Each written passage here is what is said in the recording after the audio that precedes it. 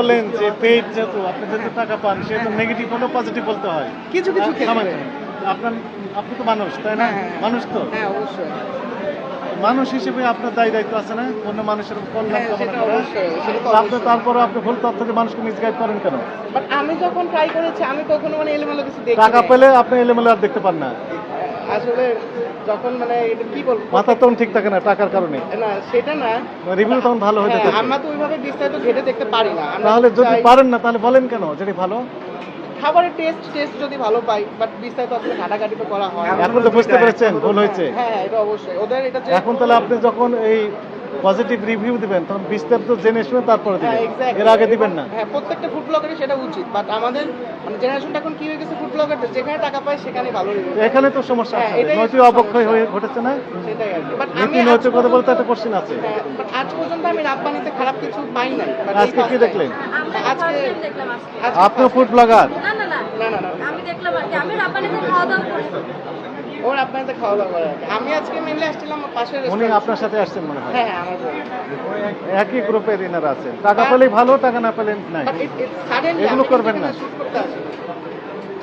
শুধু একটা প্রশ্ন রাখতে চাই, সেটা হলো যে মনে করেন আপনার এই রিভিউ দেখে 10 জন মানুষ খাইতে আসলো, 5 জন মানুষের শারীরিক অসুস্থতা হলো, আপনি যে পেইড ভাবে যেভাবে প্রমোশন করেন সেটা কি তার ক্ষতিপূরণ দিতে পারবেন?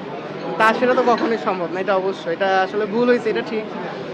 আসলে আমরা তো ঘাটাঘাটি করে দেখি না, সত্যি কথা বলতে গেলে। মানে পেজ যখন পাই আসি রিভিউ করি, ভালোটা ভালো বলি, খারাপটা হলে কিছুটা খারাপ বলার ট্রাই লেসনটা করি। কি বলেন তো, কি শিখলেন? হ্যাঁ, হ্যাঁ। কি শিখলেন আজকে অভিযান থেকে? না, অবশ্যই আমাদের আগে টাকা না, আগে মানুষের স্বাস্থ্যের দিকটা নজর দেওয়া উচিত। যে কোন জিনিসটা মানুষের শরীরকে ক্ষতি করছে, যেটা মানুষের ক্ষতি করছে সেটা অবশ্যই আমাদের করা উচিত না।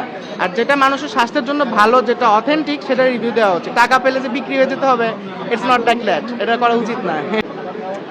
ফুড আপে আমার সমস্যা না, আপনার মানে ব্লগার যারা তাদের উদ্দেশ্যে না, প্রত্যেকটা ফুড ব্লগারের মানে হিসাবে আমি বলবো যে এখন বড় থেকে ছোট যে কয়জন ফুড ব্লগারই আছে, পেমেন্ট পেলেই তারা কি মানে রিভিউ দিয়ে দেয় যে খুব ভালো, ভালো না হলেও ভালো বলে রেস্টুরেন্ট কর্তৃপক্ষে। রেস্টুরেন্টের ওনারের কারণে ভালো না হলে বলে এটা খুব ভালো, এটা খুব টেস্টি। এটা আসলে করা উচিত না। আমাদের আগে যাচাই বাছাই করা উচিত, ফুডটা কেমন, টেস্ট কেমন। প্রয়োজনে আমরা পেড রিভিউ করবো না, আমরা নিজেরা নিজেদের পকেট থেকে টাকা দিয়ে কিনে খাবো। আপনি একটু এর সাথে যোগ করবেন যে আসলে যারা এইভাবে যারা প্রমোট করে না জেনে তাদের উদ্দেশ্য একটু কিছু বলুন। বা হলো পেইডলি যারা আনএথিক্যাল বিজনেস, উনি বলছেন আনএথিক্যাল বিজনেস। যে পেইড জেনে শুনে তারপরে তো প্রমোট করা উচিত, তাই না? এই রেসপন্সিবিলিটি না করে নিতে হবে। না জেনে শুধু টাকা পেলাম আর ভালো বললাম, এটা তো অ্যাকসেপ্টেবল হবে না। এতে কাস্টমার প্রতারিত হচ্ছেন কিনা সেটা তো তার ভেবে দেখা উচিত, তাই না? সেটা ওনারা করছেন।